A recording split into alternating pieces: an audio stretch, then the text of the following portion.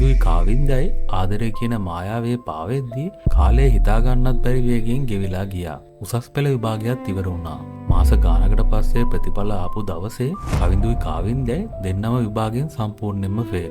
කවිඳු එක්ක පන්තියේ hina වෙලා හිටපු හැබැයි වෙලාවට පාඩම් කරපු අනිත් යාළුවෝ ඔක්කොම හොඳටම පාස් වෙලා කැම්පස් යන්න තේරුණා. සමහරු හොඳ රස්සාවල් වලට ගියා.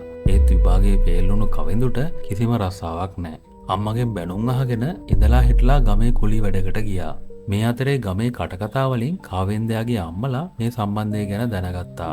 කවිඳුගේ දුප්පත්කමයි කිසිම රස්සාවක් නැතිකමයි දැක්කම කාවින්දයාගේ අම්මලා මේ ආදරයට සම්පූර්ණයෙන්ම විරුද්ධ වුණා. රස්සාවක් නැති ඉගෙන ගත්තෙත් නැති ඔය වගේ රස්තියාදුකාරයෙක්ට මගේ කෙල්ලව දීලා මම මගේ දරුවව අමාරුවේ දාන්නේ නැහැ කියලා කාවින්දයාගේ තාත්තා කවිඳුට කුණුහරුපෙන් බැලලා ගේට්ටුවෙන් එලවගත්තා. කවින්දයට ගෙදරින් එළියට බහින එක පවා තහනම් කළා. ෆෝන් එකත් උදුරගත්තා. කවිඳුයි කාවින්දයටයි මුළු ලෝකෙම එපා වුණා. වෙන කරන්නම දෙයක් නැති තැන කවින්දයාගේ අම්මලා වෙන සල්ලි තියෙන මිනිහෙක්ට ඇයව කසාද බඳින්න ලෑස්ති කරද්දී කවිඳුයි කාවින්දයයි දෙන්නත් එක්ක ලොකු මෝඩ තීරණයක් ගත්තා. ඒ තීරණය මොකක්ද? මේ මෝඩ තීරණයෙන් ඔවුන්ගේ ජීවිතේ කොහොම විනාශ වෙයිද? ඊළඟ එපිසෝඩ් එකකින් බලමු.